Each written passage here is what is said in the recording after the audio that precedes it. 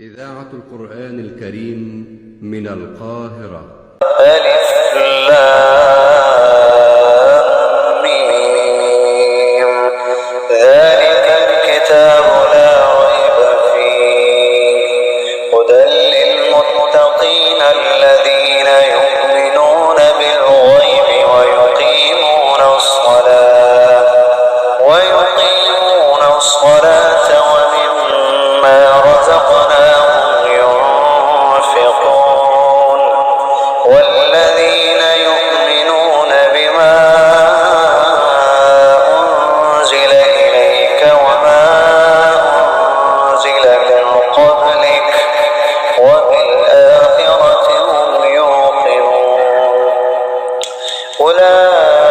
أولئك على هدى من ربهم وأولئك هم المفلحون إن الذين كفروا سواء عليهم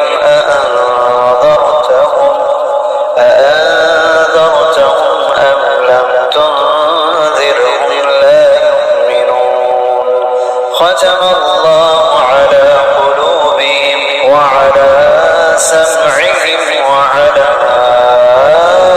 أبصارهم غشاوة ولهم